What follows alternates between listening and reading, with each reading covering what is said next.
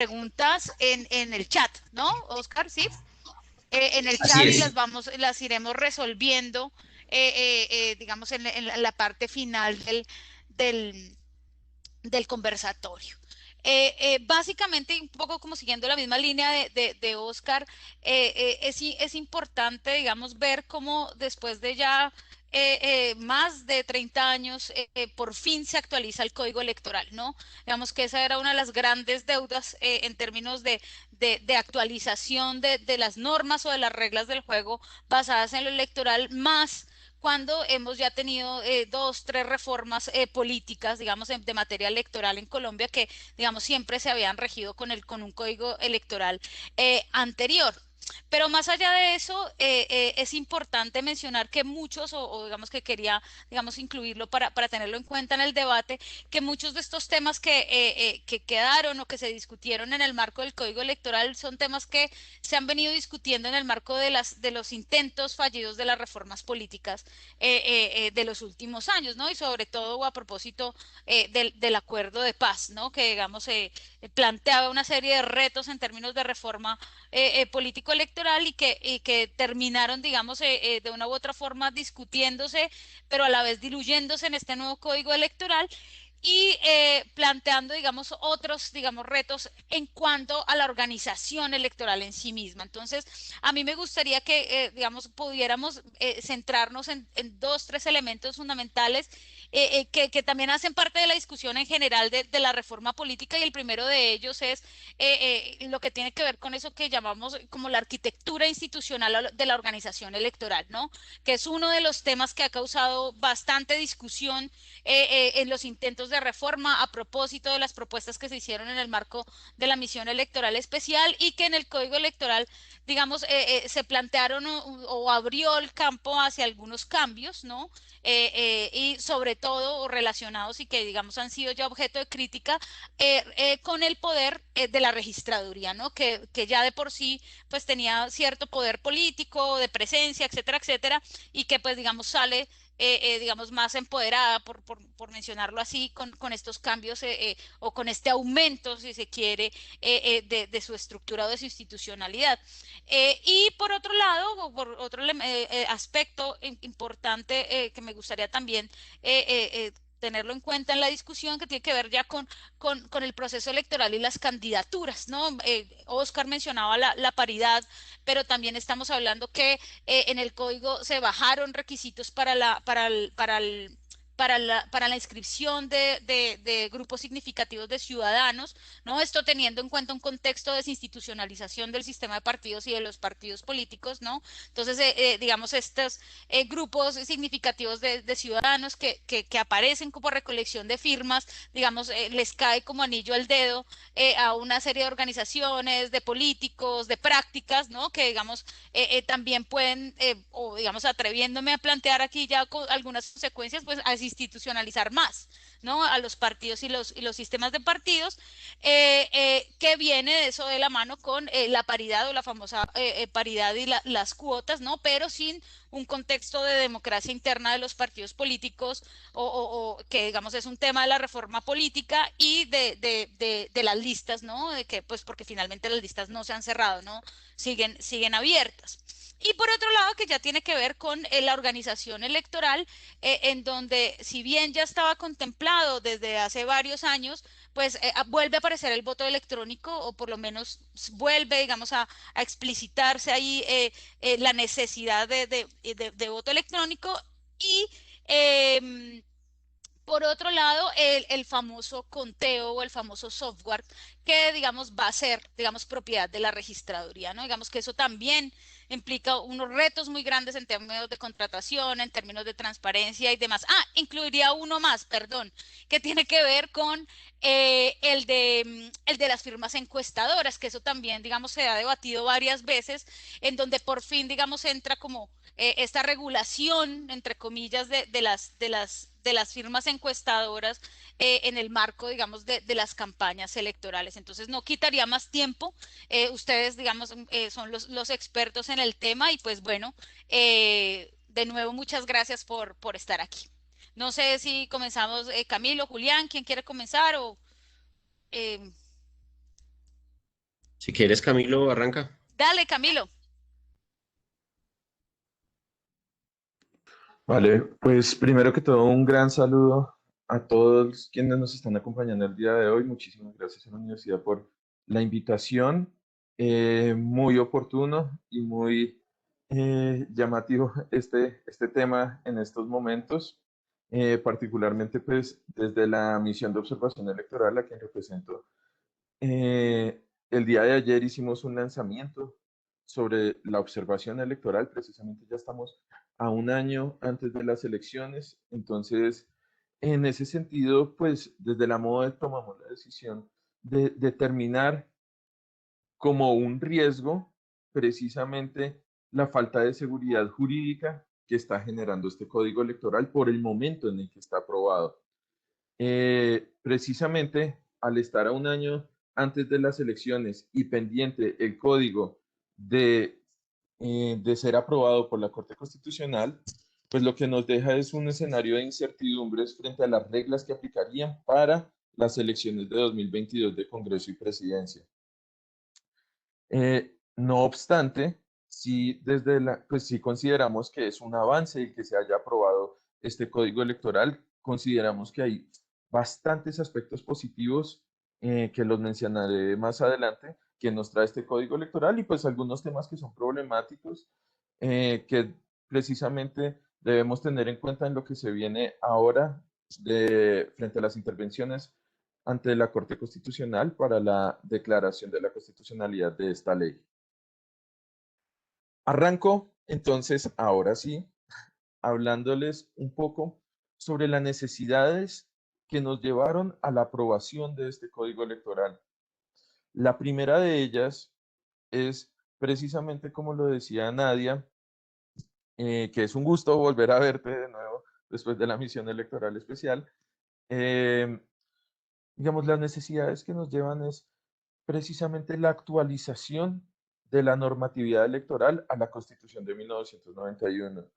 Es decir, nosotros estábamos con un código electoral que no se acompasaba con los derechos que nos traía la Constitución del 91 y la concepción de una democracia participativa y representativa, ni percibía una oposición dentro de lo que era la normatividad electoral. Entonces, acompasar esta normatividad electoral a la Constitución del 91 era indispensable. Téngase en cuenta también que por primera vez empezamos a hablar también de lo que es la evolución de un principio democrático, también lo que es la inclusión de la mujer y de la participación de la mujer en la política y asimismo la participación de lo que es la población LGTBIQ dentro de lo que es todo este espectro político, temas que nuestro código electoral anterior no preveía en ningún momento. Entonces esto nos lleva a una primera necesidad. Segundo elemento a tener en cuenta es la dispersión normativa que tenemos en Colombia. Desde la Constitución del 91, nosotros no vamos a unas elecciones con las mismas reglas de juego. Para cada proceso electoral se han venido modificando, se han generado distintas reformas constitucionales y distintas reformas legales, lo que genera que tengamos como una colcha de retazos que ha ido cada vez aumentando más para el desarrollo del proceso electoral. Entonces, cuando uno quiere saber cómo se desarrollan las elecciones en Colombia, uno tiene que mirar más de 30 leyes para entender medianamente cómo es que, cómo es que estas se realizan.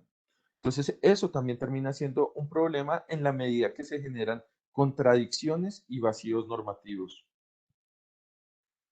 Un tercer elemento para tener en cuenta que nos lleva a la necesidad de la aprobación de un código electoral es digamos, la incorporación de nuevas tecnologías dentro del proceso electoral.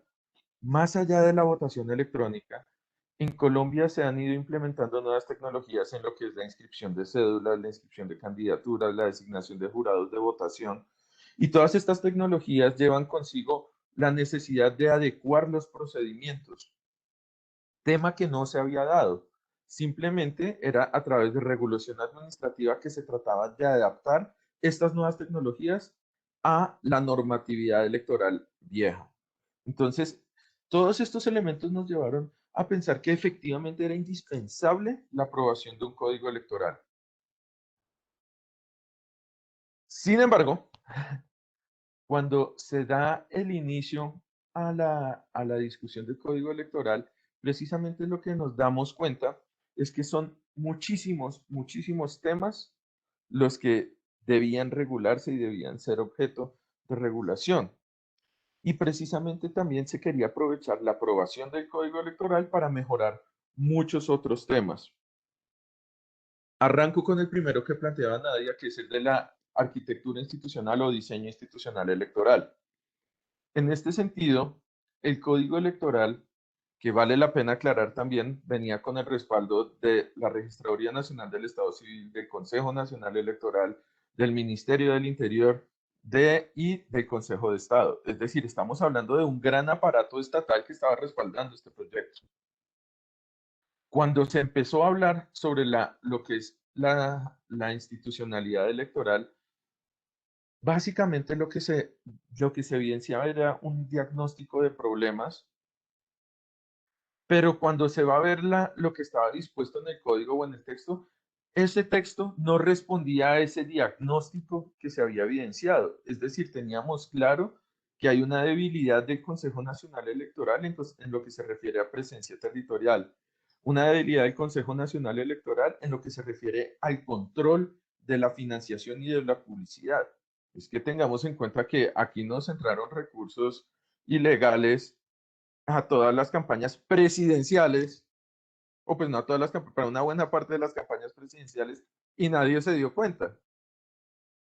Entonces eso es lo que nos está poniendo de presente es la debilidad institucional que tenía este Consejo Nacional Electoral, más lo que es la politización o partidización de este organismo, que no genera que sea imparcial en las decisiones de administración de justicia electoral.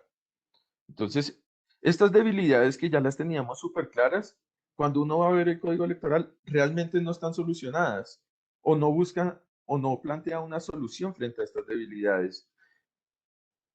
Es claro que para la mayoría de soluciones de este estilo se requiere una reforma constitucional y el código electoral es una ley estatutaria.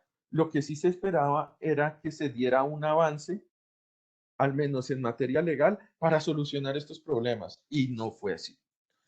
¿Qué fue lo que se encontró en lo que se refiere a diseño institucional electoral? Básicamente, un fortalecimiento de la Registraduría Nacional del Estado Civil, organismo o entidad que por demás es posiblemente una de las más fuertes que tiene el Estado colombiano. Tiene presencia en todos los municipios del país. Eh, además de una disposición presupuestal bastante, bastante fuerte. Entonces, digamos, cuando uno empieza a contrastar los problemas que se tenían frente a la institucionalidad electoral y las decisiones que se toman en el código electoral, no hay una correspondencia. ¿Qué fue lo que terminamos encontrando? Que además se fortalecía en personal a la Registraduría Nacional del Estado Civil.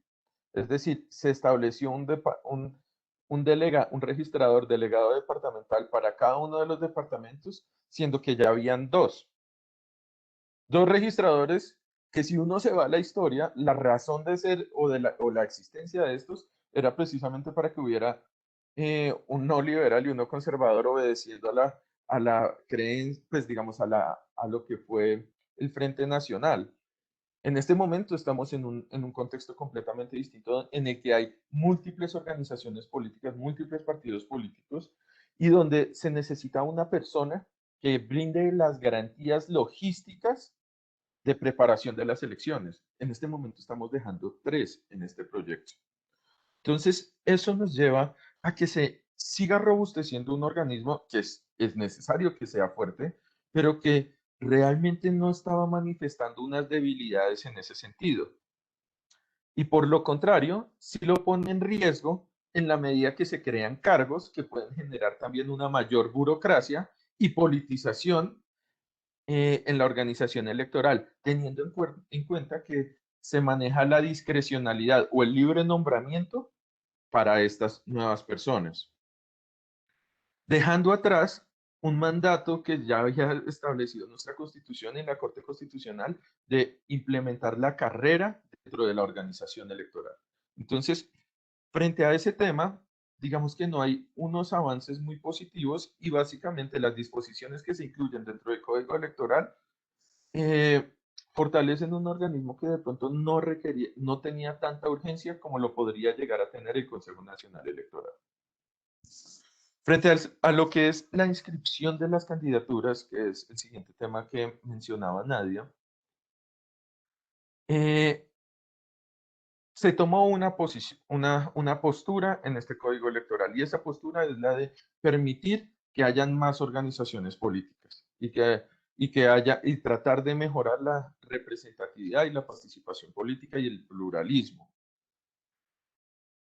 Y eso efectivamente termina debilitando el sistema de partidos que tenemos. ¿Qué es lo que pasa? En este código electoral lo que se hace es que se viabiliza y casi que se impulsa la utilización de grupos significativos de ciudadanos y de las coaliciones para los cargos plurinominales. Las coaliciones para cargos plurinominales fueron aprobadas en una reforma constitucional hace un par de años. Esto significa que pueden coaligarse distintos partidos para presentarse, por ejemplo, al Congreso de la República. Esto evidentemente ha llevado a que las coaliciones se conviertan en una herramienta electoral, es decir, una herramienta para obtener más votación y acceder a la personería jurídica, más no se hacen coaliciones ideológicas en las que se busca un objetivo en común. En este sentido se pueden encontrar organizaciones que ideológicamente, organizaciones políticas que ideológicamente no tienen un fin en común, pero que se juntan simplemente para alcanzar el umbral, lo cual no es deseable dentro de una democracia, porque es básicamente la utilización de una figura que busca fortalecer simplemente con fines electorales, fines de conseguir votos. Entonces, esto lo consideramos algo problemático. Y los grupos, frente a los grupos significativos de ciudadanos que, digamos, hemos evidenciado ya en distintos procesos electorales, cómo estos son, se convierten casi que en un problema de desequilibrio en la contienda electoral. En la medida que los grupos significativos de ciudadanos, primero, pueden iniciar su campaña con muchísima antelación. Segundo, no tienen que reportar los gastos de lo que es la recolección de firmas. Tercero, los grupos significativos de ciudadanos no tienen la misma responsabilidad política que tienen los partidos políticos. Y cuarto, y posiblemente uno de los elementos más graves, es que atendiendo a todos estos problemas que mencioné antes, generó que se multiplicaran muchísimo el número de grupos significativos de ciudadanos. Si recuerdan, para las elecciones de 2018, las elecciones presidenciales, se presentaron 50 grupos significativos de ciudadanos para aspirar a la presidencia, que poco a poco fueron desistiendo y se fueron bajando de la contienda, pero eso es un número ridículo y que no tiene mayor sentido en lo que, en lo que hace referencia a una aspiración presidencial. De hecho, si observamos también en las elecciones de 2018, lo que encontramos es que estas personas que eran grandes representantes de partidos políticos optaron por no representar a su partido político, sino irse por grupos significativos de ciudadanos. ¿Por qué? Porque le generaban mayores beneficios en lo que era la contienda electoral, que tampoco es la idea. El objetivo de los grupos significativos de ciudadanos es precisamente plantear una alternativa distinta a los partidos políticos. Pero cuando las alternativas distintas se convierten en el todo, pues lo que hace es desincentivar por completo una organización política tradicional partidista que, pues digamos, va en contravía al sistema político que nosotros hemos establecido a través de nuestra Constitución del 91. Esto no del todo puede llegar a ser malo, pero sí requiere de una reglamentación muy detallada y muy específica que genere restricciones a los grupos significativos de ciudadanos, si esa es la vía que decidimos tomar en nuestro sistema político electoral. Un tercer tema, también muy importante, es el tema de la votación electrónica. Ah, no, antes de ir a la votación electrónica, quisiera tocar el tema de la paridad, que es un tema que es un avance que se plantea en el Código Electoral, pero es un avance que no da la talla de lo que necesitaríamos en este momento. Es decir, que se establezca que las mujeres pueden participar o se deben participar en política, eso no es un avance. Que se establezca que en las grandes, en los territorios donde hay un número alto de curules, para asignar que las mujeres deban aspirar a estas curules, eso no es ningún avance. Realmente el avance sería no simplemente lograr que las mujeres aspiraran, porque esa es la paridad de la que estamos hablando, que el 50% de las listas debe estar compuesto por 50 mujeres que aspiran. No, realmente el avance sería que el 50% de los cargos que se van a distribuir fueran ocupados por mujeres. Ese es el avance real. Y nos quedamos muy cortos. Aquí simplemente estamos diciendo como las mujeres deben candidatizarse. No, es que las mujeres también deben llegar al poder. Y es que el hecho de que no lleguen al poder no es por falta de capacidades, sino es básicamente porque tenemos un sistema social que genera una cantidad de obstáculos para que las mujeres puedan acceder a estos cargos. Entonces, ¿qué es lo que nosotros estamos viendo acá? Efectivamente, sí hay un pequeño avance, pero no es el avance que realmente necesitaba nuestro sistema político electoral. Y tengamos en cuenta que hay un problema, y es que se habla de paridad en las listas, pero en listas que superan un número mínimo de cargos a proveer. ¿Y qué pasa con los anteriores? Pues básicamente se va a mantener lo que ha pasado hasta el momento, y es que tenemos más de 11, casi 17 departamentos en los que las mujeres no han podido acceder a cargos de representación popular, pues, en el Congreso de la República. Entonces, esto lo que nos dice es como, sí dimos un pasito, pero todavía nos falta mucho. Ahora sí, yendo a este tema de la votación electrónica, la votación electrónica, lo primero que tenemos que tener en cuenta es que no es una solución frente a los problemas de transparencia que hay en el proceso electoral. La votación electrónica es simplemente una herramienta. Y esto es muy importante tenerlo en cuenta porque muchas veces nos fijamos como gran propósito llegar a la votación electrónica, y el propósito no es llegar a la votación electrónica. El propósito es llegar a un sistema electoral transparente independientemente de que la votación sea electrónica o manual. Si nosotros vamos a implementar una votación electrónica, tenemos que tener en cuenta múltiples medidas que generen transparencia y claridad en el proceso electoral. De ahí que la mayor insistencia en la que se debe hacer en el Código Electoral es el de las auditorías. Tienen que haber auditorías que garanticen que esa votación electrónica sea transparente. Y de nuevo, cuando estamos hablando de votación electrónica, no estamos hablando simplemente del hecho de votar, estamos hablando de la incorporación de tecnologías en todo el proceso electoral, en las distintas etapas que mencionaba antes, como la inscripción de cédulas, la designación de jurados de votación, el conteo de votos, el escrutinio. Eso es también la implementación de tecnologías en el proceso electoral y tecnologías que requieren de unas auditorías. Ahora bien, la implementación de estas tiene que hacerse de manera gradual. Hacer esto de un momento a otro puede generar una cantidad de percances en el desarrollo de los procesos electorales muy altos y unos riesgos muy altos. Primero, porque la adopción de estas medidas y de estas tecnologías, primero tiene que pasar porque las reconozca, las entienda y las adapten los partidos políticos y asimismo la ciudadanía. Estamos en un país que tiene una ruralidad bastante alta, que tiene múltiples dificultades u obstáculos en lo que es la conectividad. Entonces, implementar mecanismos de votación electrónica tiene que hacerse de manera gradual y progresiva.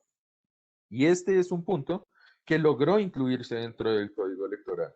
Y es que esta implementación sea progresiva y no de un sopetón para unas determinadas elecciones. Y de nuevo, pues todos estos procesos tienen que ser auditables, tienen que poderse controlar, tienen que poderse vigilar. Nadia, te pido el favor que me digas cuánto tiempo más o menos me queda para... Ay, estaba hablando con el micrófono cerrado. 5 minuticos. Ah, listo, perfecto. Eh, entonces, digamos que frente a este tema de lo que es la votación electrónica, muchas veces lo que ha terminado pasando es que la discusión o la presentación de esto se vuelve como la logramos, vamos a incorporar la votación electrónica y no. Lo, lo que se logró fue decir como que tiene que haber votación electrónica, pero necesitamos tener unos mecanismos de auditoría, mecanismos de seguridad y mecanismos de difusión y pedagogía sobre lo que es la votación electrónica.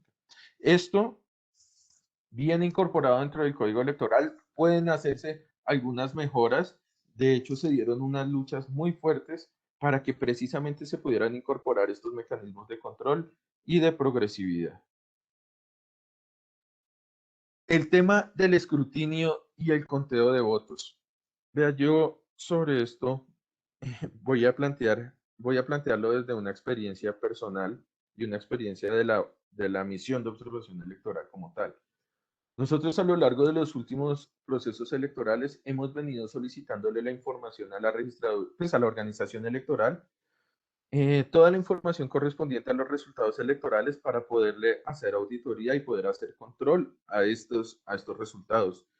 Y ha sido, digamos que hemos ido avanzando en eso. En los últimos procesos electorales nos dieron mucha información que nos permitió hacer algunas verificaciones y, por ejemplo, encontrar que había un incremento de 150.000 votos eh, en lo que es una etapa de escrutinio y la subsiguiente. Entonces, ese tipo de situaciones son las que precisamente se quiere avanzar y es en tener la información para poder ejercer control.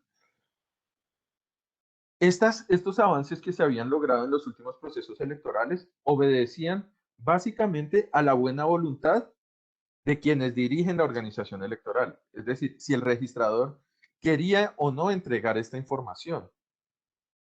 Dentro de este código electoral se hizo un avance enorme y es que se puso como obligación legal la entrega de esta información, no solo a la MOE, sino también a la ciudadanía en general y a las distintas organizaciones políticas.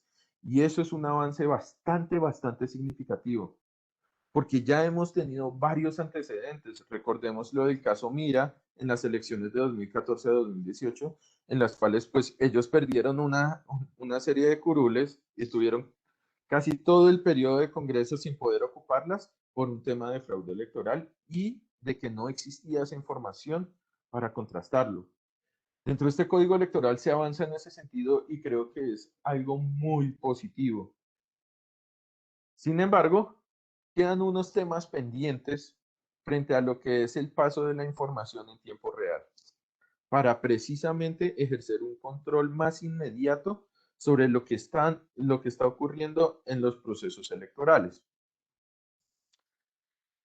Esto, pues digamos, fue una barrida muy rápida sobre los distintos temas que incluye el código electoral. Como para cerrar mi intervención inicial, pues lo que quisiera hacer es plantearles como una valoración general de lo que encontramos en el código electoral. Y es que es un código electoral que sí avanza en muchos temas, pero que no armonizó toda la legislación electoral. Y eso es un problema, porque a futuro nos podemos encontrar con situaciones en las cuales no sabemos qué norma aplicar para un determinado tema. Eso es complicado. Sin embargo, pues sí actualizó lo que es ese código del 86 a lo que es la Constitución del 91. Entonces, sí hay algunos avances con algunos problemas. Asimismo, lo que encontramos es que es un código electoral que entra a solucionar y a incorporar muchos elementos indispensables, como lo puede ser la regulación de las encuestas electorales que ya muchos problemas nos ha generado en los últimos procesos electorales y el hecho de que haya un registro y un mayor control a los encuestadores es un gran avance. Por ejemplo, avanzamos en lo que es la determinación de una residencia electoral, proceso también importantísimo. Avanzamos en lo que se refiere a un procedimiento para la revocatoria de la inscripción de candidaturas, regulación que antes no existía y que ya el Consejo de Estado había tumbado de manera reiterada por no ser aprobado por ley estatutaria. Entonces, digamos, es un código que vale la pena, que tiene o pues no tiene, que debemos buscar seguir mejorando, y esto lo podemos hacer a través de las intervenciones frente a la Corte Constitucional, pero pues que también, digamos, como todo, de, mantendrá sus problemas que más adelante podrán irse solucionando. Entonces, digamos, es un código electoral sobre el cual tenemos que estar muy pendientes y que sobre todo para la implementación en las elecciones del 2022 tenemos que estar muy pendientes de qué es lo que finalmente se va a hacer efectivo de estas nuevas normas electorales. Muchísimas gracias por la atención. A ti, Camilo, gracias. Julián, te escuchamos. Buenas tardes a todos. Camilo, ¿cómo estás? Muchas gracias, Nadia, por la invitación.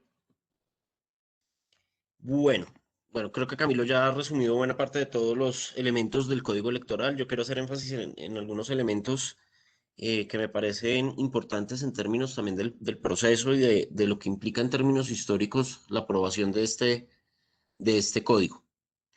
El primer elemento que yo creo que es importante referir y que creo que es una debilidad propia de nosotros como sistema político es que no se ha logrado consolidar claramente cuál es el sistema político deseable que queremos tener en Colombia.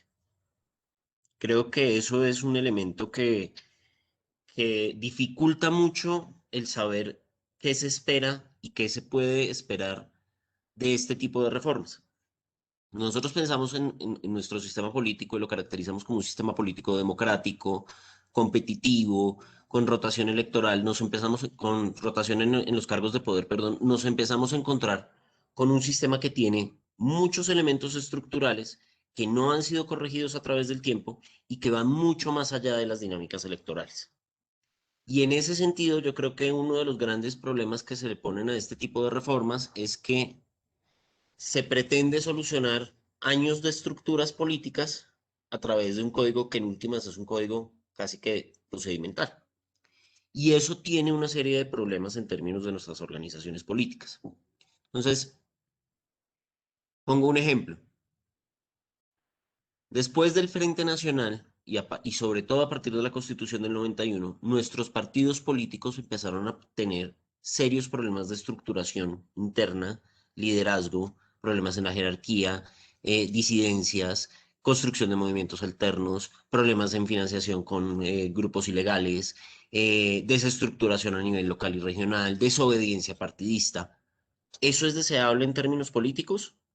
Creo que todos estaríamos de acuerdo en que no. Un sistema de partidos es, digamos, el sistema más eficiente que se puede tener para el manejo de un sistema político. Sin embargo, este mismo proceso genera unos efectos en términos de legitimidad que son bien curiosos. Entonces, los partidos políticos hoy son de las organizaciones con menor grado de legitimidad entre la ciudadanía. Ese mismo proceso de desorden, ese mismo proceso de desestructuración, falta de jerarquía, hace que la gente ya no se identifique con los partidos políticos. Y en ese sentido, por ejemplo, para un candidato presidencial, es mucho mejor presentarse a través de un movimiento significativo de ciudadanos o una coalición que no lo identifique precisamente con esas estructuras. Y eso termina generando un círculo vicioso, porque ese tipo de estructuras genera, a su vez, mayor desestructuración en los partidos políticos. Entonces, la pregunta es, ¿eso lo puede resolver un código electoral, sea el que sea? Difícilmente. ¿Por qué? Porque el problema termina siendo del mismo sistema político. Y ahí hay una cosa que mencionaba Camilo que creo que es importante resaltar. Yo creo que uno de los grandes problemas a la hora de pensar este código electoral es que no se pensó en términos de ir en paralelo con la estructuración de una reforma política. Y creo que eso tiene también mucho que ver con una problemática conceptual que nosotros tenemos, y es que confundimos reforma política con reforma electoral. La reforma electoral se refiere básicamente a los medios, procesos y procedimientos sobre los cuales yo genero los conteos de los votos, básicamente, así en una definición muy vasta, con B larga, muy genérica. Pero la reforma política implica la manera como yo le doy un cauce institucional a los actores políticos para que participen en el proceso del sistema.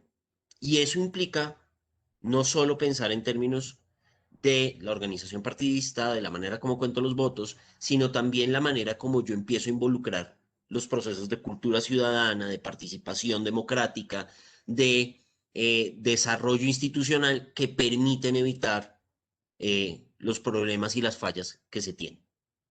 En la medida en que no se tiene un sistema político, digámoslo en términos institucionales, fuerte, lo que genera son pequeños sistemas políticos metidos dentro del mismo sistema que funcionan con reglas informales. Y esas reglas informales, digamos, se puede tratar de corregir a través, por ejemplo, de las reformas de código electoral, pero de todas maneras, los actores tienden a adaptarse a mediano plazo a esos elementos. Entonces, creo que eso nos permite situar cuál puede ser el alcance y los efectos que se puede tener en términos de la reforma. Hay un segundo elemento que mencionaba Camilo de manera muy rápida que creo que es importante tener en cuenta en términos de los tiempos, porque creo que los tiempos van a ser vitales. Un código electoral no se saca para reformarlo constantemente. Y de hecho es difícil reformarlo, porque son las mismas reglas de juego de los actores que lo reforman. Es decir, cuando yo pienso en los senadores y representantes a la Cámara que estudiaron este código electoral y los que estudiaron los proyectos pasados, pues estamos hablando de los sujetos políticos que van a participar con las reglas. Son ellos mismos los que están poniendo las reglas y a veces eso no facilita el proceso de negociación. Pero un problema que tiene en este instante este nuevo código electoral es que por el momento no existe. Me explico. El código electoral en este instante está en un estudio para definir si es constitucional o no. Esto entra a un estudio de la Corte Constitucional y una vez salga la sentencia, que esperamos salga antes de junio de este año, ahí sí puede pasar a sanción presidencial. Lo que haga la Corte va a ser determinante para saber si el código que se aprobó en el Congreso de la República va a ser el mismo o no. Si va a haber normas exequibles, si va a haber normas, si va a haber normas inexequibles, si va a haber inexequibilidades condicionadas, y eso va a tener unas implicaciones en términos también de la aplicación final del código. Incluso podría pasar que el código se caiga completamente, sobre todo por temas de vicios de forma, y pues nos quedemos con el código del 86. Eso tiene también unos efectos que son, digamos, de cierta ansiedad. ¿Pero por qué lo refiero a los tiempos? Porque en términos de nuestro sistema político, la campaña política ya arrancó. Y esto, como decía Camilo, genera una incertidumbre que muy seguramente se superará en la siguiente elección, pero no en esta. Y esta elección tiene un problema y es que estamos en una situación de coyuntura crítica. Venimos de un proceso de pandemia, venimos de un proceso de legitimación de todas las autoridades a nivel nacional y local, venimos de un proceso de incertidumbre en términos de candidatos, hay una ausencia de liderazgo político que se manifiesta en una explosión de candidaturas que hemos venido viendo. Cada día surgen nuevos candidatos y si uno los mira en términos de posibilidades, realmente ninguno tiene mayores posibilidades que otro en este momento, salvo uno o dos que son, digamos, tradicionales en términos de la participación en estos procesos. Y todos estos candidatos van a jugar con un alto nivel de incertidumbre en términos de cuáles son las reglas que les van a aplicar a la hora de participar en términos políticos.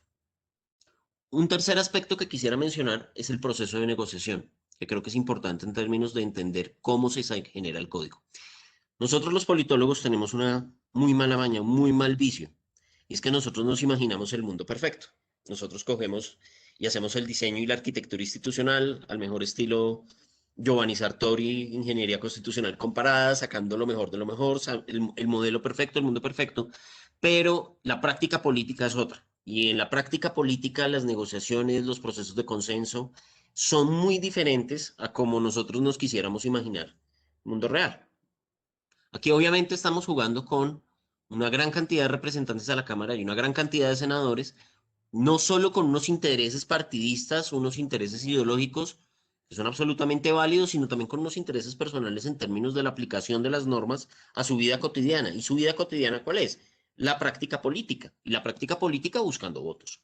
Y eso tiene unas implicaciones en términos de la conducta que ellos llevan, en términos de la votación de un proyecto de esta naturaleza. El código que se presentó no es el mismo código que se aprobó. Y en eso creo que vale la pena resaltar que hubo, digamos, peleas que se lograron ganar, por ejemplo, por parte de los grupos minoritarios y de oposición, frente a la mayoría en términos de lograr consensos que evitaran algunos problemas adicionales a los que ya traía el código.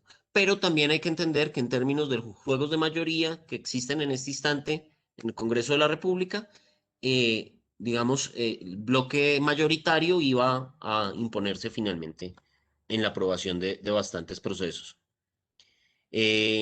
Esto tiene unas implicaciones en términos, obviamente, de lo que uno quisiera en términos de la legitimidad del proceso, pero digamos que eso se parte también de nuestras reglas de juego democrático. Se eligen unos representantes al Congreso de la República y esos tienen la potestad legislativa de generar nuestras leyes y códigos dentro del sistema. Y pues en esos procesos de negociación hubo elementos que son interesantes que creo que vale la pena resaltar. Hay logros que parecen chiquitos, pero que creo que no lo son. Por ejemplo, lograr que el software sea de la registraduría ya es un avance importante en términos de lo que hubiese implicado, esto es al menos en mi concepto, casi que una privatización de los datos electorales en caso de que el software simplemente hubiese sido alquilado. Eso tiene unas implicaciones en términos políticos muy complicados, sobre todo en campañas políticas que normalmente terminan en los tribunales tratando de resolver los procesos de votación. La implementación de tecnologías se limitó y eso creo que también me parece importante en términos de lo logrado. Nosotros estábamos hablando incluso de voto por correo electrónico y en las circunstancias que tenemos de nuestro sistema político, eso habría creo que abierto toda una cadena de riesgos que no valía la pena explorar. Se limitó finalmente al voto electrónico, se instalaron sistemas de edición biométrica, hay una serie de elementos en términos de participación que son interesantes.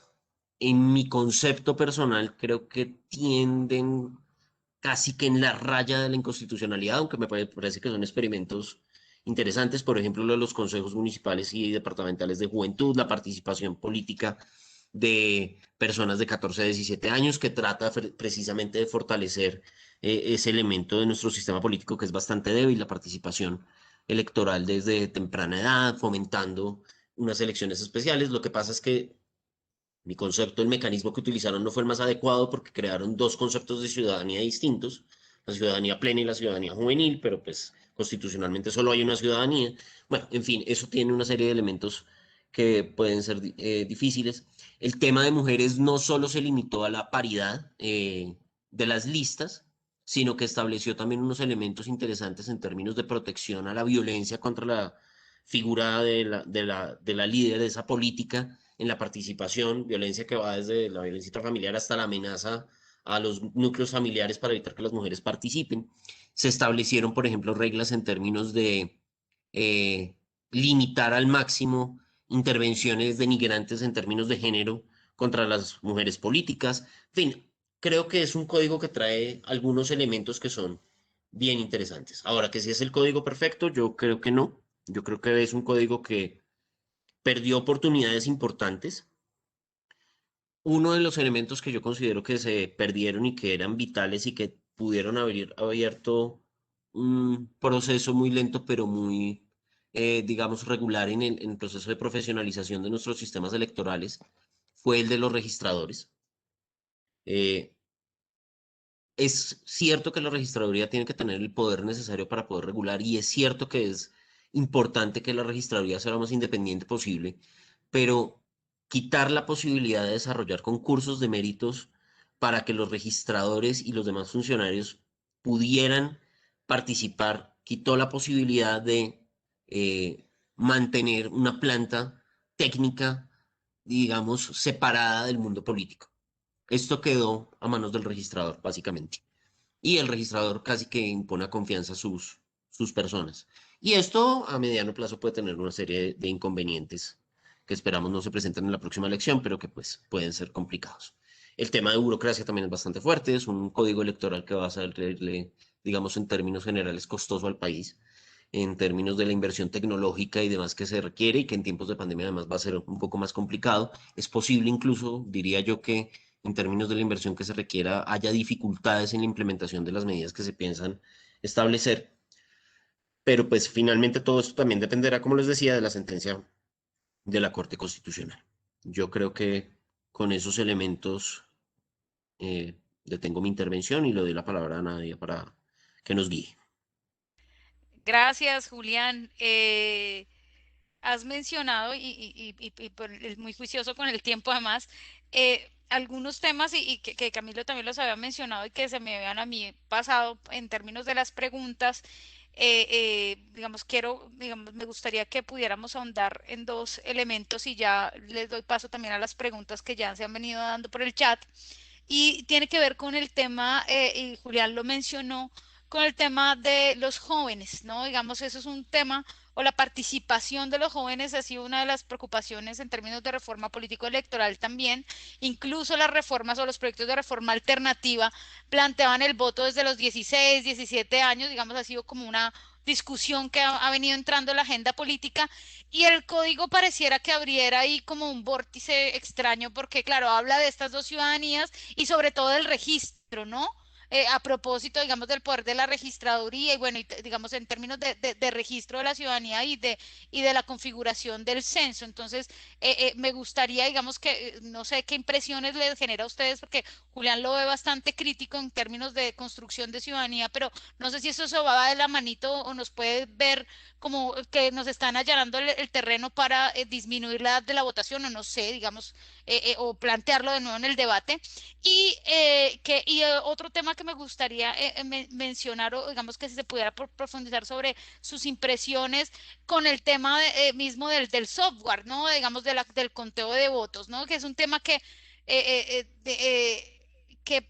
todos como que yo me acuerdo que eso siempre también lo hablábamos en en la misión electoral especial, como que todo el mundo como que sabe qué pasa, pero a la vez no se sabe de quiénes son, ni cómo se contratan, ni nada. Digamos, ¿cuál es el reto ahí? Porque va a ser una compra o una contratación de uno que va a ser para la registraduría. Entonces, ¿cuáles son esos retos o qué elementos críticos podemos encontrar ahí frente a esta compra de este software que va a ser ya pues para el Estado, ¿no? O pues en representación de la registraduría. Hago esas dos preguntas y ya vamos a las preguntas del público. No sé si dices, Camilo. Vale, perfecto. Bueno, arranco entonces por lo del software. En Colombia, mira que pasa algo muy particular, y es que a que la organización electoral pues, es quien tiene constitucionalmente la responsabilidad de adelantar el proceso, o sea, de adelantar las elecciones, hay algo muy particular que nos pasa, y es que realmente son terceros privados los que adelantan la elección. Básicamente lo que termina pasando es que la registraduría se convierte en una entidad que debe tener una capacidad muy buena para contratar. Porque realmente las elecciones, cuando tú miras quién se encarga de la realización del software, del traslado de material electoral, digamos, tú con lo que te terminas encontrando es, venga, todo esto es de particulares, es de privados, es de empresas privadas, que además si uno mira, son las mismas empresas que han manejado las elecciones desde hace más de 20 años. Entonces esto nos lleva a situaciones que son problemáticas. Y lo pongo con unos ejemplos que ya nos pasaron y fueron los que llevaron a que se tomara la decisión de coger ese software y volverlo y que fuera del Estado. La primera de ellas, cuando se quiso acceder en un proceso de nulidad electoral frente al Consejo de Estado, cuando se quiso acceder a la información para verificar si había fraude o no, lo que terminó pasando fue que se dijo, venga, lo que pasa es que eso es de propiedad de privados y acceder a eso no se puede, porque estarías violando otros derechos. Y efectivamente, bajo ese argumento, se sostuvo la posición de que no se podía entregar cierta información de material electoral porque lo que terminaba pasando era que se afectaba los derechos de estos particulares. Entonces, esto lo voy a poner con el siguiente ejemplo. Uno de los hallazgos que se dio en la investigación del proceso de nulidad electoral del 2014, de las elecciones del Congreso de 2014, fue que se estuvo ingresando información a los sistemas, al sistema donde se registraban todos los datos electorales, en horas que no correspondían, donde todo debía estar cerrado. Por ejemplo, se encontró también que se hicieron más de 200 modificaciones en un minuto. Eso significa, y eso te pone de presente, que había una puerta de atrás en el sistema. Y esto no es que lo diga yo. Esto básicamente fue demostrado en un proceso judicial en el Consejo de Estado. Entonces, cuando se busca comprar el software, lo que se busca es eliminar esa situación que se estaba presentando antes de no tener el acceso a todo el material electoral y a toda la información electoral. Ese es el principal objetivo. Pero también viene uno subsecuente, que es el de saber que efectivamente los sistemas están funcionando bien y que esas verificaciones lo puedan hacer las organizaciones políticas y la ciudadanía. Esa es la importancia del por qué se debe comprar ese software. Ahora bien, sí es cierto que no solo en Colombia, sino en muchos países se contratan ciertos servicios para el proceso electoral a terceros, y eso no está mal. Lo que estaba mal en el país era que, si bien se contrataban, no se permitía como el dominio completo y el manejo completo por parte de la organización electoral, sino que quedaba en manos de los privados. Entonces, digamos que lo que se dispuso en este código electoral fue la postura más radical de tenemos que comprar el software, tenemos que comprar todo esto. Y está bien, pero esa compra de ese software tiene que implicar también que se hace pública toda la información correspondiente a ese software. Es decir, nosotros tenemos que poder verificar que efectivamente ese software que compró la registraduría está haciendo lo que debe de hacer y que no me cuenta dos veces un voto o que no se presentan situaciones como las que he planteado anteriormente. Y también implica que toda la información de los datos electorales tiene que ser pública, porque es que ese es el objetivo que se debe tener en el marco del proceso electoral, que podamos ejercer un control sobre todo lo que es el proceso, desde lo que son la designación de jurados de votación hasta lo que es los resultados definitivos del proceso de conteo de votos. Entonces, eso frente a ese primer tema. Y frente al segundo tema, de lo de las juventudes, también me monto en los comentarios que había hecho Julián hace unos momentos, en la medida en que sí, digamos, hay unos problemas de constitucionalidad que pueden presentarse, pero también se generan unos problemas prácticos frente a lo que es la documentación que rodea el proceso electoral. Y precisamente lo que puede ser una doble identificación para determinadas personas. Creo y coincido en lo que tú dices, en que efectivamente pareciera ser como un primer llamado a vamos a permitir unas votaciones de personas más jóvenes dentro del proceso electoral. Pareciera que se va un poco hacia allá. Pero, digamos, creo que también toda esta disposición frente a los consejos territoriales de juventud y cómo los jóvenes se vinculan al proceso electoral, también debe verse el aspecto positivo, y es que se empieza a dar una formación democrática y una participación democrática desde antes, que eso no está mal. Y de hecho, eso es algo que se debe promover dentro de un Estado social de derecho y un Estado democrático como en el que nosotros nos encontramos. Entonces, sí hay aspectos también rescatables de lo que puede ser el avance en este tipo de medidas. Hay una discusión que es muy difícil entrar, que es ¿Será que son los 16? ¿Será que son los 14, los 15, los 17? Digamos, ¿cuál es la edad entonces en la que se determina que debe haber una participación vinculante electoral por parte de los jóvenes? Y esa, digamos que sobre ese punto realmente no se ha avanzado mucho. Eh, y pues, digamos, simplemente lo que no puede pasar es que los jóvenes se conviertan en una herramienta de votación o de, básicamente, de captura de votos en los procesos electorales. En la medida que los jóvenes tienen unas circunstancias que los vuelve vulnerables. Por ejemplo, cuando estamos hablando de cupos escolares, en instituciones educativas públicas, pues lo que te puede llegar a pasar, no estoy diciendo que efectivamente pase, pero pues lo que hemos visto en los últimos años nos indicaría que es un riesgo alto, y es que se utilicen estos cupos escolares para estas personas menores de edad con fines electorales, es decir, votan por esta persona o su cupo se puede ver en problemas. Y esto, digamos que es uno de los riesgos que habría que abordar. No significa que no se deba hacer, pero tiene que hacerse con todos los cuidados y mecanismos de prevención necesarios para que no se presenten este tipo de situaciones.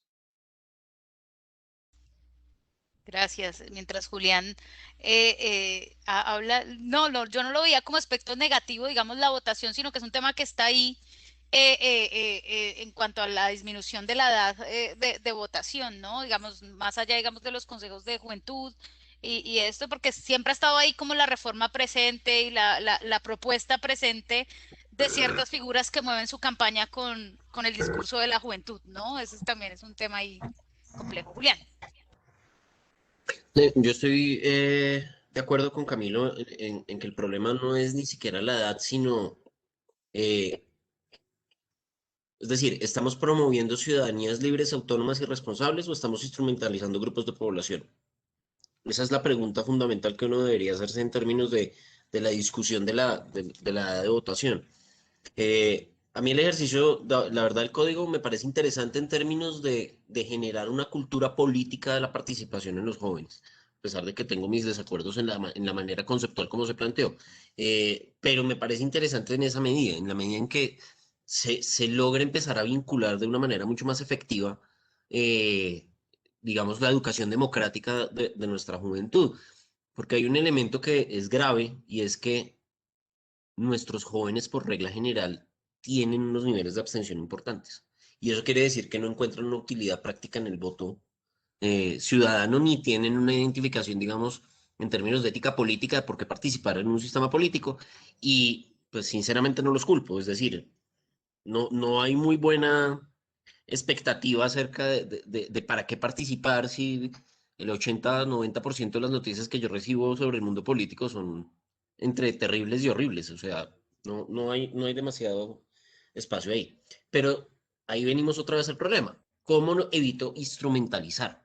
¿Cómo evito convertir esos potenciales nuevos votantes en ciudadanos autónomos que toman unas decisiones para consideración de lo que ellos creen que es el bien general y no para el beneficio de un grupo político específico, por ejemplo, que trata de hacer la identificación o la representación? Eso es una discusión que creo que escapa a la capacidad que tiene el código electoral de manejarlo y queda más en el problema del sistema político.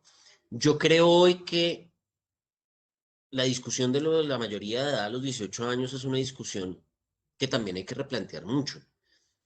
La mayoría de edad a los 21 de los 18 tenía mucho que ver con el hecho de que se pensaba inmediatamente que el joven terminaba el colegio, conseguía un trabajo y ya empezaba a mantenerse de una y a los 21 se casaban. Más o menos era como la lógica de cultura política que se explicaba en los años 50 y en los 60. Hoy nuestros jóvenes están en un margen que es muy diferente en muchos casos. Eh, un pelado de 19, 20 años, una chica de 18, 19, 20 años, no es muy distinta en términos prácticos de una de 22, 23 que todavía vive con los papás, que se mantiene en la casa, que, bueno, tiene toda una serie de connotaciones en términos del cambio cultural. Pero por lo mismo también tenemos una población que tiene también mayor acceso a información, que digamos alcanza cierto grado de madurez más rápido en algunos aspectos. No sé, yo no le vería mayor problema bajarlo a 17, incluso 16 años el, la posibilidad de la ciudadanía activa, también con todas las responsabilidades que esto implica, obviamente. Frente a lo del software, ¿cómo era que decían nuestros profesores, Nadia, en la época del sistema, cuando había un sistema político colombiano, el que Escruta elige? El problema del software es finalmente el escrutinio, ni siquiera es el conteo y la votación preliminar. La registraduría colombiana tiene una característica que incluso se resalta mucho en los procesos electorales, y es que nos ha venido acostumbrando a una velocidad increíble en términos de la elección. Yo quiero que ustedes lo piensen en términos, por ejemplo, de lo que ocurre en otros países de la región. Entonces hay unas elecciones y los resultados preliminares se van conociendo muy desagregados, 3, 4, 5 días, y si la elección es reñida, puede incluso pasar semanas sin saber quién ganó. Nomás para un caso cercano, piensen en lo que ocurrió en Ecuador, para nomás mandar a segunda vuelta. Dos candidatos con una votación muy cercana y el sistema, digamos, tuvo problemas serios para determinar quién fue el ganador, y hay bastantes dudas por eso, también sobre si el ganador fue legítimo o no, para pasar a segunda vuelta entre sus dos candidatos. En el caso colombiano, no. En el caso colombiano, los resultados electorales se conocen máximo a la medianoche después de la elección, sean las elecciones que sean, al menos los resultados preliminares.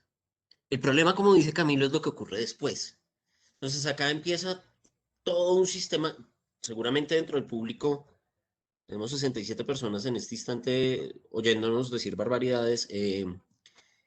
Seguramente algunos de ustedes han participado en algún proceso electoral y les ha tocado ser testigos electorales o trabajar con algún partido político, con algún eh, cargo, y les ha tocado ir a ver cómo funciona el escrutinio y cómo funciona el conteo y mirar lo de las mesas y los jurados y que el formulario 14 y todo lo demás, y se han dado cuenta que el proceso ahí puede ser muy complicado, porque mientras se pasa de la mesa a la digitalización pueden ocurrir muchas cosas.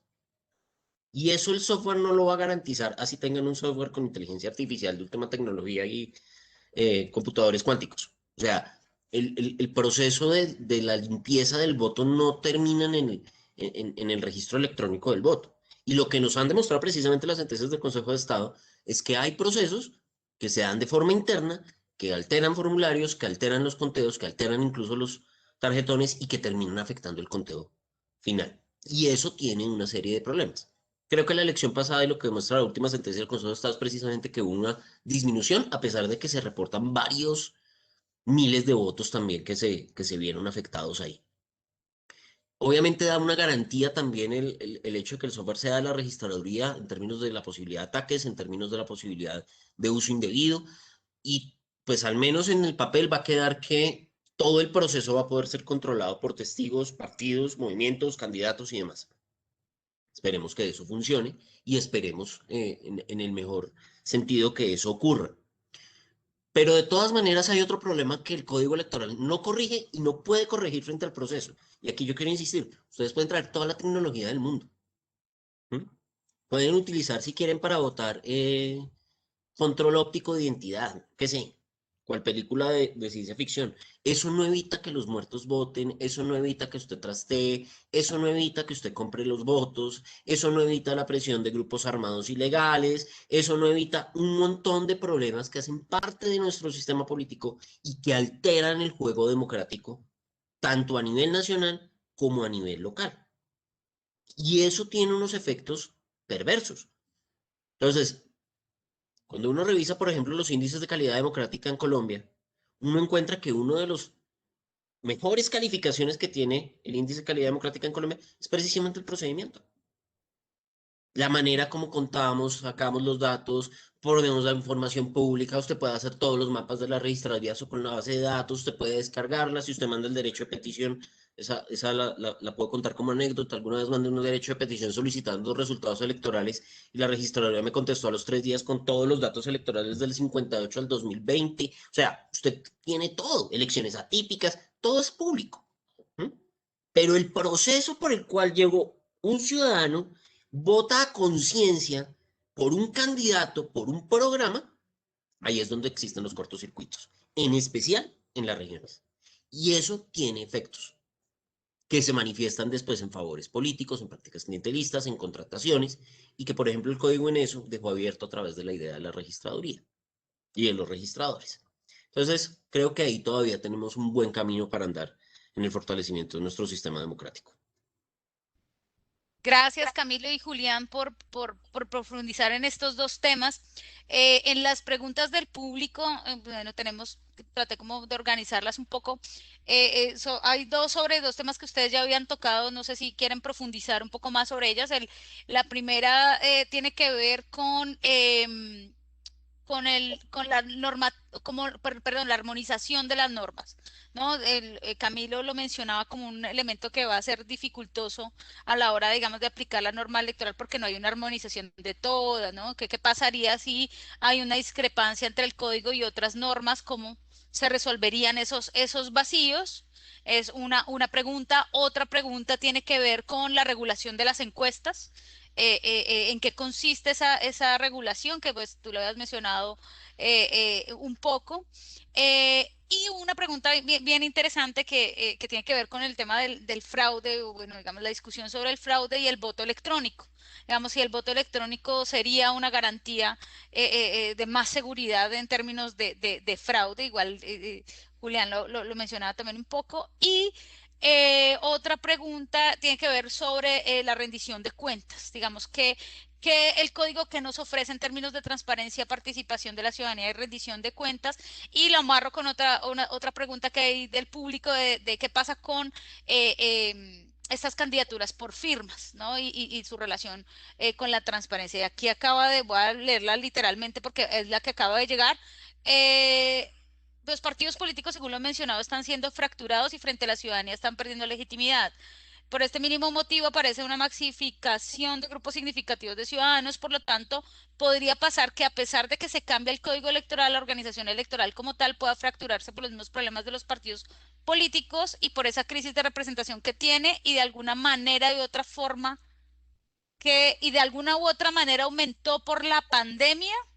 Poco lo que entiendo es si esa pérdida de legitimidad es por ellos mismos, por la coyuntura crítica en la que estamos, o bueno, más. Esas son básicamente las preguntas. Esto es como es transparencia, grupos de significativos de ciudadanos. Lisset, vale, quienes están preguntando, Silvia Ardila Cediel, Claudia García Muñoz, Alejandra Casanova, Osman Plata y Adriana Micaela Peñaranda son quienes Matías también preguntó Belgradi sobre las encuestas. Básicamente esos temas: voto electrónico, encuestas, transparencia y grupos significativos de ciudadanos. Bueno, entonces, son varios temas, trataré de no explayarme demasiado. Arranco con este de votación electrónica. Y este de votación electrónica, digamos que debe tenerse en cuenta, e insisto en esto, la votación electrónica simplemente es una herramienta. Es una herramienta, no es una garantía de transparencia. Pueden presentarse múltiples problemas tanto con votación electrónica como con votación manual.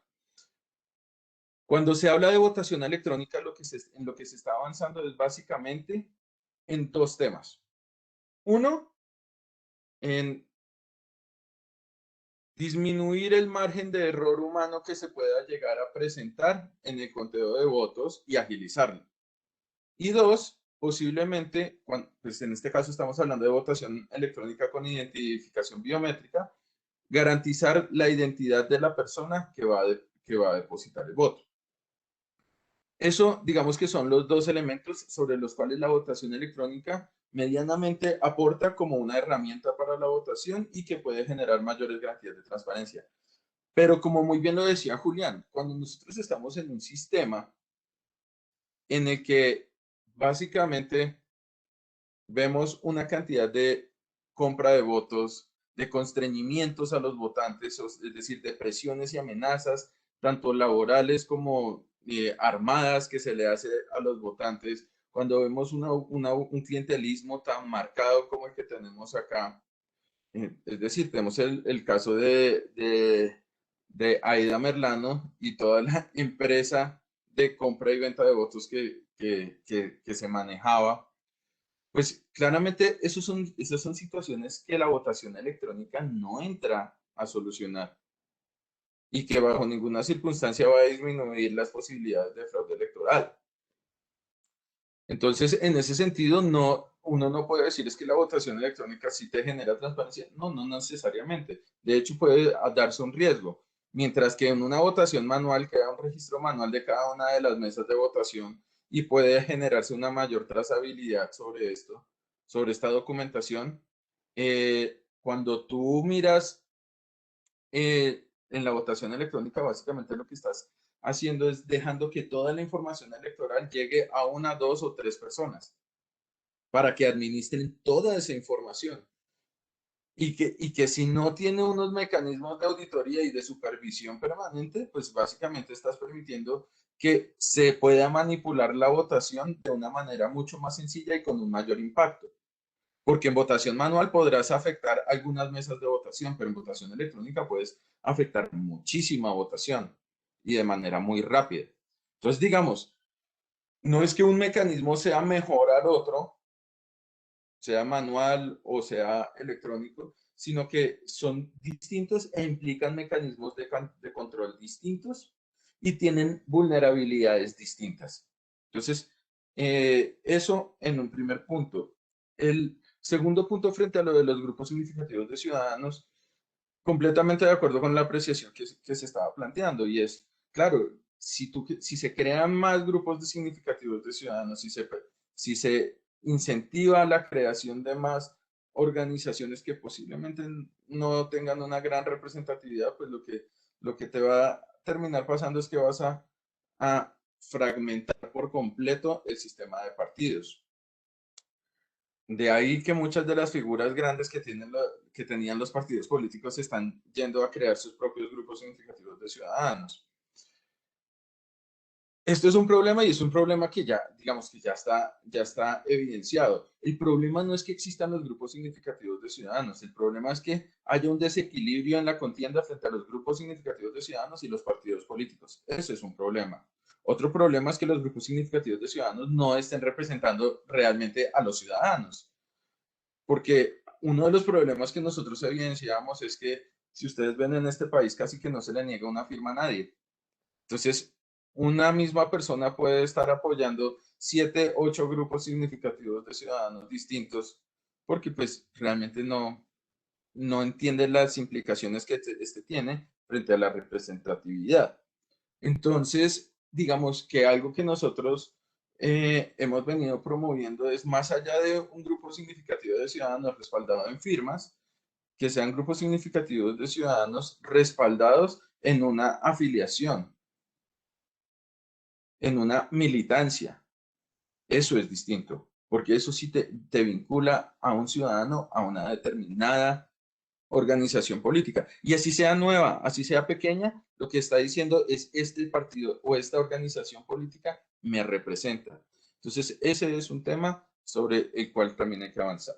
Frente al tema de encuestas, el gran avance que se está haciendo en este momento es establecer un registro de firmas encuestadoras que tiene que cumplir con unas características mínimas o unos parámetros mínimos. Claro, el registro ya existía desde antes. Esa obligación ya estaba que toda encuesta tenía que registrarse frente al Consejo Nacional Electoral. Sí, ahora lo que se está haciendo es un registro de encuestadores y se les están exigiendo una serie de parámetros mínimos para el momento de la presentación de una encuesta. Y es decir, usted me tiene que mostrar su ficha técnica y su ficha técnica tiene que cumplir unos requisitos dependiendo si estamos hablando de una encuesta, de un sondeo, digamos, de las distintas modalidades de medición de opinión pública. Y también, pues, uno de los elementos que se está insistiendo y que queremos presionar ahorita frente a la Corte Constitucional es que haya una responsabilidad no solo de la firma encuestadora, sino también de quien contrata la encuesta. Es decir, sea medio de comunicación, sea partido político, digamos. En este sentido es que va dirigida sobre todo la regulación a el tema de las encuestas. Y se me olvida en este momento la primera pregunta que hiciste, Nadia, para responderla. La Sobre el primera tema de la parte. armonización de las normas, de las normas. Ah, perfecto. Y sobre el tema de la armonización, aquí hay que tener mucho cuidado, como lo decía en mi exposición inicial, y y tenemos que estar muy pendientes de qué es lo que nos termina diciendo la Corte en este sentido. Por lo siguiente, este código electoral no regula casi que nada el tema de la financiación política y desarrollo de las campañas en lo que se refiere a publicidad. Hace unas menciones sobre algunos aspectos específicos, por ejemplo, lo que es campañas publicidad en medios digitales, algunos temas de responsabilidad por financiación, pero no lo regula integralmente. ¿Cuál es el riesgo y cuál es el problema? Que esos temas están regulados en la Ley 1475 de 2011. Podría llegar a darse una situación en la que se diga, pero vea, es que este código electoral ya habló de ese tema, es una ley posterior y eso significa que lo reguló integralmente y no necesariamente es así. Reguló unos aspectos que estaban contenidos en otra ley. Eso significa que debe mantenerse la vigencia de las dos normas.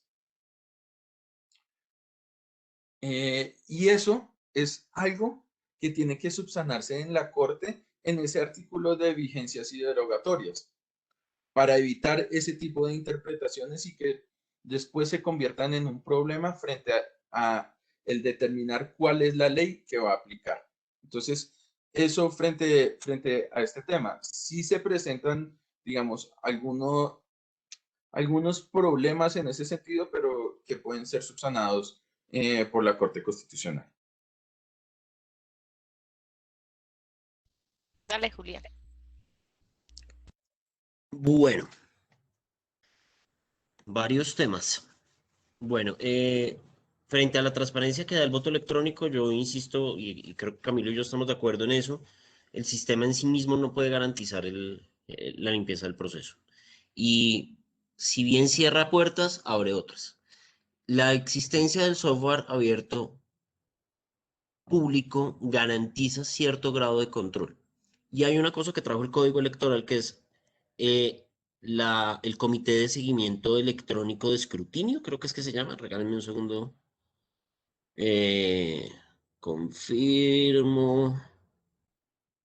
El Comité de Seguimiento y Vigilancia Electrónica del Proceso Electoral. Resulta que el código, en uno de sus últimos artículos, crea un comité, digamos, independiente, conformado por miembros de los partidos políticos, por grupos de ciudadanos, por universidades, que básicamente le hacen todo el seguimiento y trazabilidad al proceso de forma independiente y que, pues, digamos, emite un concepto al respecto y que tiene como característica que está formado básicamente por ingenieros, es decir, no es simplemente político, sino que tiene la facultad de revisar precisamente los aspectos técnicos y tecnológicos del proceso del seguimiento al voto electrónico. Es un mecanismo que puede servir, esperemos que funcione en caso de que sea aprobado el código al final. Pero volvemos a lo mismo, no, eso no garantiza la limpieza del proceso político. Camilo mencionaba el tema de Aida Merlano. Nosotros estamos acostumbrados a imaginarnos una empresa de compra de votos como algo bastante primitivo, por decirlo de alguna manera. O sea, eh, es un personaje medio oscuro que habla chistoso, lo imaginamos además siempre en digamos, un pequeño prejuicio racista en la costa Caribe. Y entonces llega y ofrece aquí la plata y entonces le entrega y eso es medio oculto y entonces ahí va con un lapicito rojo anotando si votó o no votó. Lo que descubrió, hasta donde sabemos, la Corte Suprema en la investigación sobre lo de Aida Merlano y la Fiscalía y todo lo demás, es que Aida Merlano estaba utilizando códigos QR para identificar a los votantes y tenía el registro electrónico de las cédulas. Es decir, en la carrera tecnológica yo también puedo jugar a ser tecnológicamente muy avanzado y corrupto. Eso puede jugar unos elementos que pueden ser complicados en últimas, por como venimos diciendo, el código no arregla el sistema político, arregla elementos del procedimiento electoral. Frente al tema de las encuestas terminan generando un ruido en términos de la capacidad que tienen, por un lado, de predecir comportamientos electorales, pero además de encauzar por lo que se llama la teoría del voto ganador. Yo voto más fácil por el que va ganando que por el que va perdiendo, porque pues es más rico estar ganando que perdiendo, pero la encuesta puede manipular un poco ese proceso, sobre todo en procesos electorales cerrados. El código trajo dos reformas que son complicadas para mí. El primero, bueno, está el registro público, que me parece bien. Las encuestas tienen que hacer un registro de todos los contratos, tienen que hacer una información pública de quién los está contratando, por qué los está contratando, para qué los está contratando. No es lo mismo una encuesta contratada por una campaña política que una encuesta eh, contratada por un medio de comunicación, por ejemplo. Y eso tiene unos efectos. Se supone que las de las campañas son privadas, se supone que no son públicas, pero el año pasado, perdón, en las elecciones pasadas, hubo filtraciones de encuestas privadas. Entonces, eso genera distorsiones. Lo otro es el control que va a empezar a ejercer el Consejo Nacional Electoral sobre la metodología de las encuestas, lo cual es válido hasta cierto punto, creo yo, pero ese control tiene un problemilla, y es que pues, el Consejo Nacional Electoral también está conformado por miembros de los partidos políticos, no es un órgano técnico separado. Y el Consejo Nacional Electoral nadie lo ha tocado. Y es un órgano que genera complicaciones en muchos casos. Y en tercer lugar, ya hablando del tema de... Se me fue el dato. Los movimientos. ¿Cuál es el problema de los movimientos significativos de ciudadanos? Yo creo que como en términos de análisis general global, los movimientos significativos de ciudadanos tienen dos problemas. El primero es, que Camilo lo mencionaba, yo constituyo un movimiento significativo de ciudadanos en torno a una plataforma programática que representa unos ideales, pero que no tiene la intención de convertirse en un partido político. O yo construyo un movimiento significativo de ciudadanos para impulsar la candidatura de una persona a un cargo de elección popular. ¿Mm? Esas dos cosas son muy diferentes. ¿Mm? Cuando yo pienso en el primer caso, estoy hablando de un grupo significativo de ciudadanos que eventualmente va a terminar convirtiéndose en un partido político. ¿Mm? Les voy a poner un ejemplo muy sencillo. Podemos en España. ¿De dónde sale Podemos? ¿De dónde empieza ese partido que hoy tiene la vicepresidencia en España? Y que es un grupo importantísimo en términos de su constitución en el Parlamento español. Empieza como un movimiento de rechazo a lo que ocurrió con los atentados del 11 de marzo en el gobierno Aznar, y con toda la trama de mentiras que encontraron, y ahí empieza a generarse todo un movimiento social que se convierte después en una plataforma política y que desemboca finalmente en la formación de un partido político. ¿Qué tenemos en Colombia? ¿Tenemos movimientos de esa clase? Esa es la pregunta que tenemos que preguntarnos. Lo que tenemos en Colombia, creo yo, son plataformas políticas con una estructura más o menos organizada que trata de impulsar es la candidatura de una persona. Y eso ya lo vivimos nosotros. Lo que pasa es que antes de la reforma política de 2002, creo que fue, nosotros no le teníamos ese nombre, sino que los podíamos llamar de una vez partidos políticos. Y el resultado fue que hubo una elección para Congreso de la República en que llegamos a tener 62, 63 partidos políticos, nadie es más experta en ese tema que yo, con representación en el Congreso de la República. Imagínense el caos. O sea, yo quiero que ustedes, que son politólogos y abogados, se imaginen cómo es manejar un sistema político de 63 partidos políticos. O sea, ni el más detallado y micro construido campo ideológico le permite a usted tener ese número de partidos. La imaginación humana no da para tanto. ¿Eran partidos políticos? No, era el movimiento de X y de Y que se salía del partido para poder votar como quisiera y para poder aliarse como quisiera, y fundaba su propio partido con él, la esposa y los hijos. Y obtenía una votación. Además, mucho más fácil de permear, porque es que ese es el otro problema. O sea, si yo lo pienso en términos de orden, una campaña política es fácilmente permeable si lo permite el candidato, pero de ahí a permear un movimiento de esta naturaleza, de movimiento significativo de ciudadanos, a un partido político si existe mucha distancia. Entonces, financiaciones ilegales, grupos armados, narcotráfico, usted los va a encontrar mucho más fácil en partidos desestructurados que en partidos estructurados. Y eso funciona así. Y finalmente, el tema es que esto funciona mucho para cargos de elección, pero no para corporaciones públicas. Es decir, si usted forma un grupo significativo de ciudadanos para llegar al Senado de la República, muy probablemente no lo va a lograr. Yo voy a poner un ejemplo con nombre propio en el caso del sistema electoral colombiano. Fajardo. Fajardo es un candidato que sistemática y reiterativamente ha participado en su intención de llegar a la presidencia de la República por mecanismos de fórmula significativa de ciudadanos, de movimiento significativo de ciudadanos, recolección de firmas, el método tradicional. Cuando él presentó listas al Congreso de la República, creo que no obtuvo ni una sola curul. ¿Eso qué indica? Que usted para poder llegar a ese tipo de estructuras sí necesita una estructura partidista que le permite tener presencia nacional, organización local y todo lo que implica eso. Ahí creo que hay unos elementos que vale la pena mirar con mucho cuidado en estas épocas en que no le creemos a los partidos políticos, pero no nos damos cuenta que los sistemas políticos sin partidos son aún peores. Yo creo que con eso concluyo, estimada Nadia. Gracias, Julián. Gracias, Camilo, por traernos aquí esta reflexión bien completa sobre el código electoral. También queremos darle gracias a los y las asistentes. Tuvimos la oportunidad de tener gente incluso fuera de que no es de la UPB, entonces es una convocatoria interesante.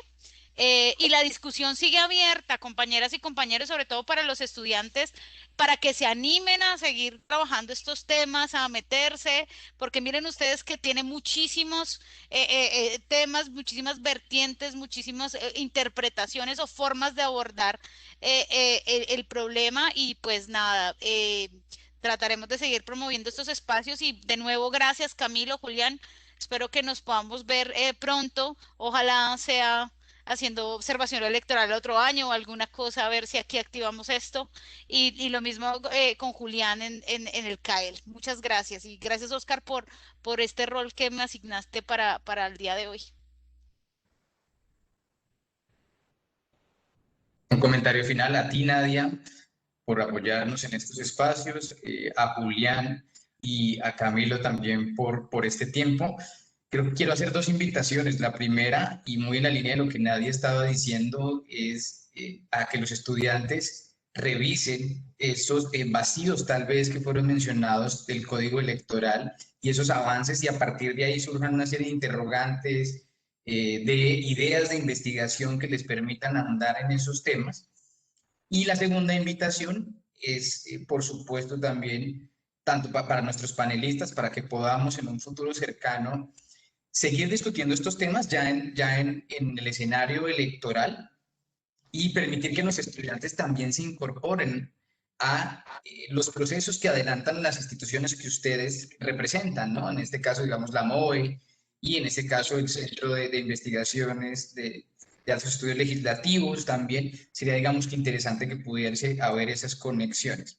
Y finalmente, es otra invitación, una tercera, y es que vamos a tener en este ciclo de conferencias, tanto para los estudiantes y las estudiantes que se conectaron como para la comunidad en general, vamos a tener el 24 de marzo otro evento y en esta ocasión vamos a analizar las elecciones legislativas nacionales en Ecuador. Entonces, pues dejo, perdón, en El Salvador, perdón, ya en el Ecuador lo hicimos, en El Salvador. Entonces, los dejo para que precisamente ustedes asistan a ese evento. Les dejo la invitación. Entonces, muchas gracias nuevamente y espero que nos veamos en otros espacios. Queda abierta la invitación en la UPB para ustedes. Muchísimas gracias, Oscar, por la invitación y estaremos atentos a lo que necesiten con mucho gusto. Muchísimas gracias por la invitación también y como lo dice Julián, aquí quedamos atentos, pendientes para lo que nos necesiten y pues sé que nos encontraremos en muchos otros escenarios. Que estén muy bien. Gracias.